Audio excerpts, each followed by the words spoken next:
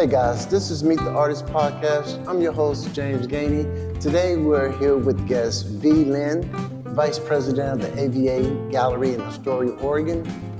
Also, she was this past weekend's curator of Courage, Writers, Artists Face Their Fears.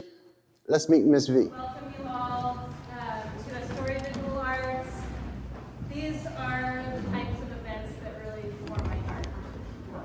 I'm the Executive Director, Annie Escalin. AVA's been a nonprofit since 1989. If you want to check out our website, you can see all the other programs that we run in addition to having a gallery that has community events. And I would like to introduce V. Lynn. V is our new Vice President for Astoria.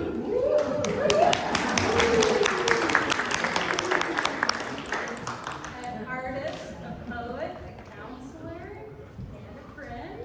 And it's been wonderful working with V. And he is the one that brought this proposal to the gallery probably at least 6 months ago. And this is a lot of work that we've been putting into this. So, V, I'll let you continue the program. My qualifications are that I'm a writer, an artist, brave enough to say them. My biggest qualification is that I am afraid. I'm afraid my legs are going to get out, and I love walking these hills. I'm afraid of ice in our community. I'm afraid of the new war. And I've been afraid of possible suffering and death and what may be like that. When we speak our fears, they lose some of their monster aspect. I'd like you to know you're not alone in your fears. So turn to somebody near you. Just say, my name is V. Okay, V, first I want to thank you for taking time out of your schedule and sitting down with us on Meet the Artist podcast. If you would, please introduce yourself and tell the people a little about your background. Well, as you saw in the introduction, I have one hand as an artist, one hand as a writer, particularly poetry.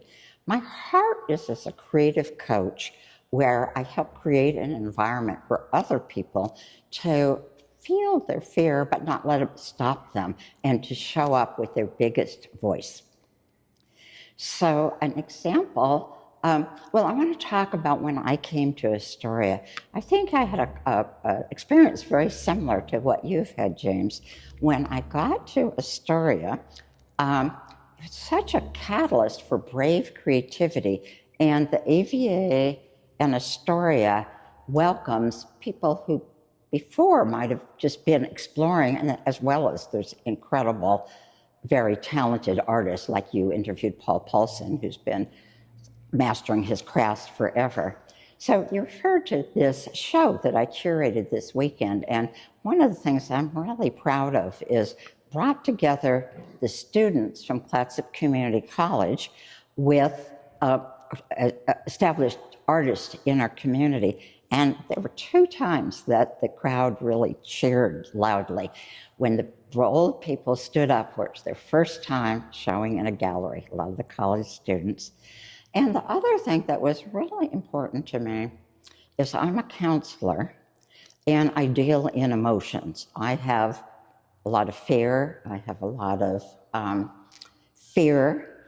And for example, I was really pleased, James, that you shared your work and you shared it with the anger that prejudice deserves.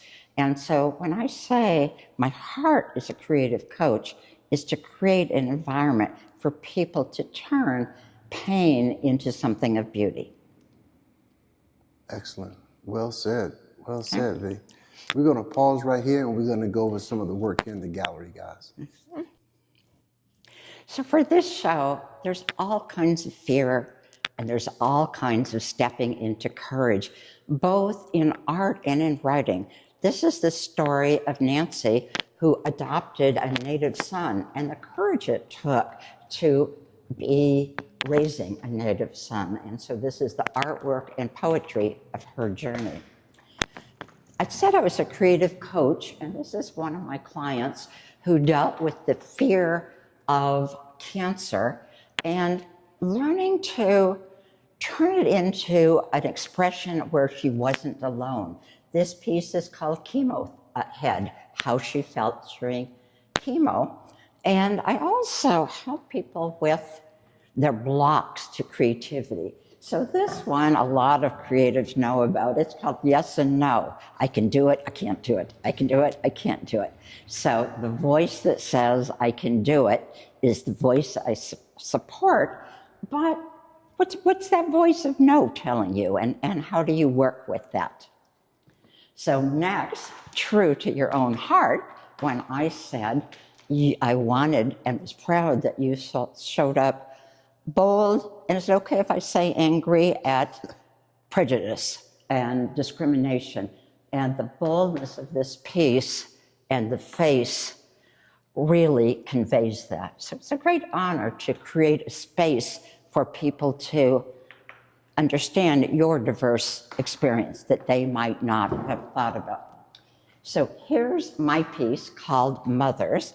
And when I first started this piece, I thought it was going to be about me and the many voices within me, the creative brave part, the frightened mother. It changed. I talk to my art as it goes along, and it has its own voice. So I'm going to read you a little bit about the poem that goes with this. So I'm going to read my poem, Mothers, and I'm going to try to convey, when you shared yours, you brought the emotion with it. So I'm going to do my best at being brave that way. Wake up, my billion daughters. Dare the day under its dark dome. Do not let slumber lull you back to sleep. Come out from your mother's golden robes. Wake up, my earthly daughters. I yearn to close my eyes and rest my years. It's your turn now to face your fears.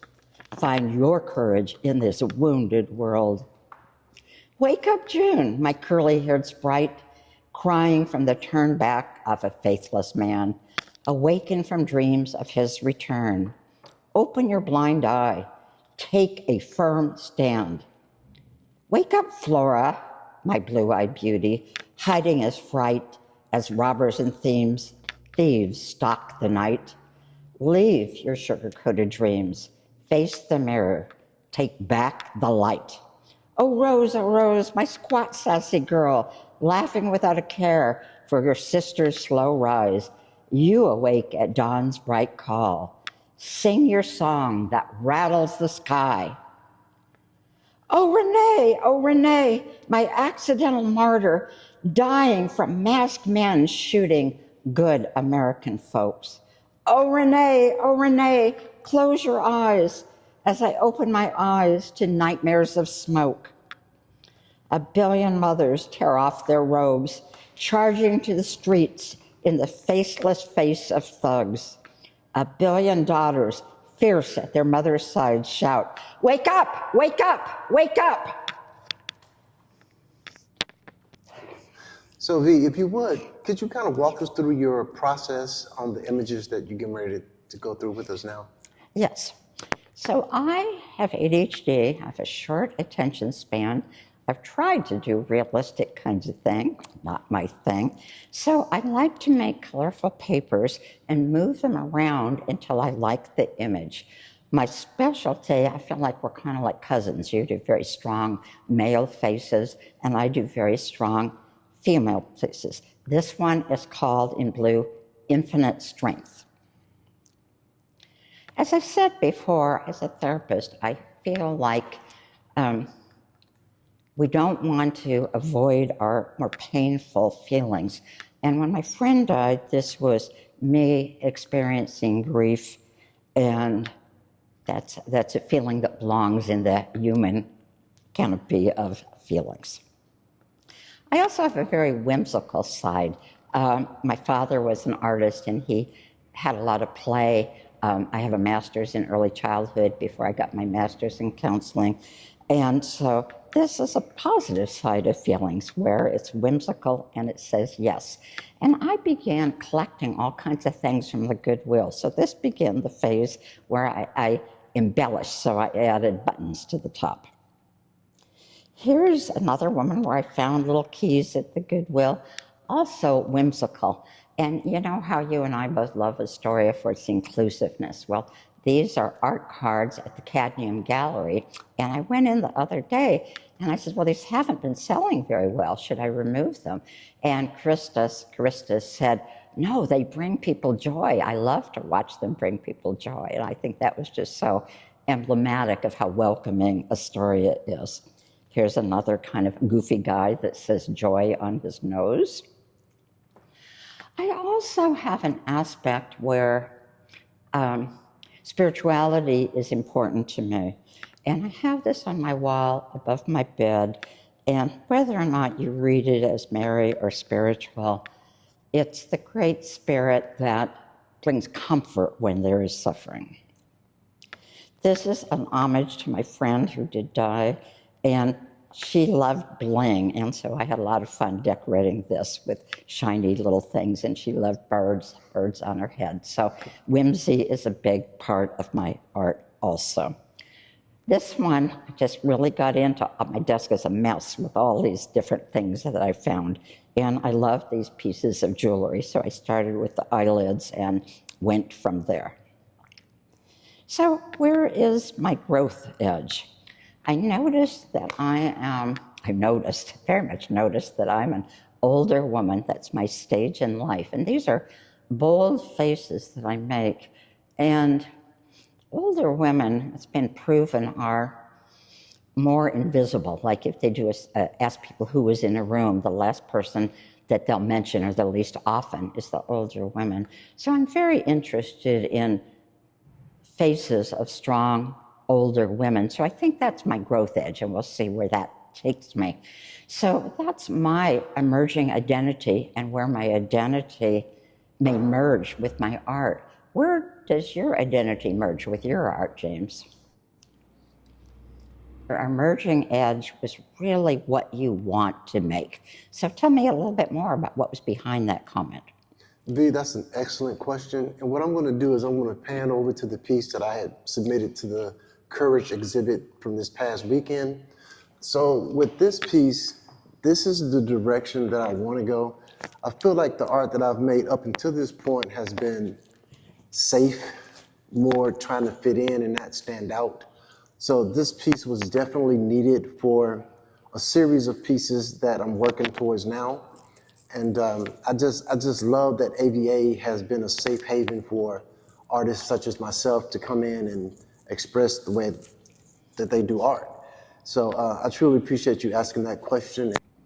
V, you had mentioned that your father is an artist as well. Could you tell us a little bit about this piece that you're sitting beside now? Yes, this is a piece he made out of walnut, and because this show is where words interact with the vision, so I'd like to share a little bit. So when my father died, a mean-spirited columnist wrote, "Arthur Lind, king of the career changers, dead at 74. That was true. My father was fickle. He swapped jobs, he switched girlfriends. He was kind of a shifting tide of a father. But I learned to heal that wound and celebrate the creativity of my father. I celebrate the restorer of dead clocks. He made the cuckoo sing, the builder of bird ranches and avian palaces with towers that reach the sky, a man who just transformed old doors into quirky footstools. He found this dead walnut tree. He chipped away. What did he find inside? A strong man facing the truth, and he gave it to me." That's amazing. That's amazing. V, I want to truly thank you for coming out today and sitting down with us on Meet the Artist podcast. Let me ask you this. What does AVA mean to you? I knew you were going to say that. You and I are the new membership chair. And when we had this discussion, the little things like a discount on a show isn't what meant a lot to us. We've each, in this last year, shown in at least 4 different shows. And what happens is when a new theme comes up, we rise up to the challenge. You rise up to what can I create about courage or fishermen or whatever the topic is. So we form an accepting community to reach the next level. And I just think that $50 is nothing compared to the gifts it gives back. Excellent, excellent. In closing, is there anyone you want to thank or say a big hello to?